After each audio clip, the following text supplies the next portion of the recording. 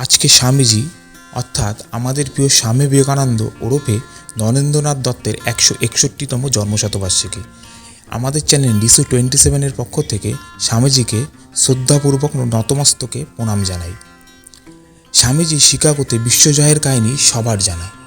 তার এরকম অনেক গল্প আছে যেগুলি স্বামীজিকে আমাদের মধ্যে মহামানব রূপে প্রতিষ্ঠিত করেছে। আজকে আমি তোমাদের সাথে বন্ধুরা আরেকটি স্বামীজির গল্প শেয়ার করছি। ভিডিওটি স্কিপ না করে পুরোটা দেখার অনুরোধ রইল। ক্যাপ্টেন জাহাজ চালাচ্ছিল। স্বামীজি ক্যাপ্টেনকে বলল, আপনি যদি পেপারটি না পড়ে থাকেন তাহলে আমাকে একটু দিন। ক্যাপ্টেন বলল, আমি এখনো পেপারটি পড়িনি, পড়ে আমাকে দিয়ে দেবেন। স্বামীজি পেপারটি পড়া শুরু করল। 15 মিনিটের মধ্যে পুরো পেপারটি তার পড়া হয়ে গেল। তার বন্ধু তখন পেপারটি চাইল। স্বামীজি তাকে পেপারটি দিয়ে দিলেন।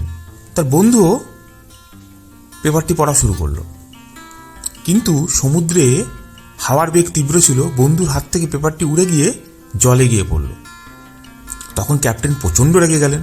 বললেন, হে পাগল সন্ন্যাসী, আমি তোমাকে পেপারটি পড়ার জন্য দিলাম আর তুমি ওটাকে জলে ফেলে দিলে। তখন স্বামীজি বলল, মনে কিছু করবেন না। ক্যাপ্টেন বলল, কেন মনে করবো না? তুমি আমার পেপারটিকে জলে ফেলে দিয়েছো, আমি মনে করবো না। তখন স্বামীজি বলল যে, আপনার কাছে কি পেন এবং খাতা হবে? ক্যাপ্টেন বলল, হ্যাঁ হবে। এই বলে ক্যাপ্টেন তাকে একটি পেন আর খাতা দিল।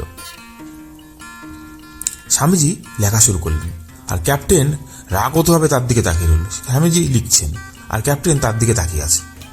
স্বামীজি এরকম আধ ঘন্টা ধরে লিখলেন। আধা ঘন্টা পর স্বামীজি ক্যাপ্টেনকে বললেন, পুরো নিউজ পেপারটাই এই ডায়েরিতে আছে বলে তাকে দিয়ে দিলেন। ক্যাপ্টেন ডায়েরিটি খুললেন। খুলে দেখলেন নিউজ পেপারের প্রথম পেজ থেকে লাস্ট পেজ পর্যন্ত পুরোটাই স্বামীজির ওখানে লিখে দিয়েছে। ক্যাপ্টেন অজ্ঞান হয়ে গেল।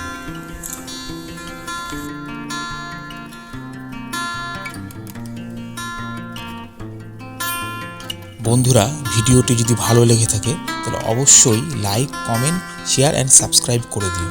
আজকের মতো টাটা।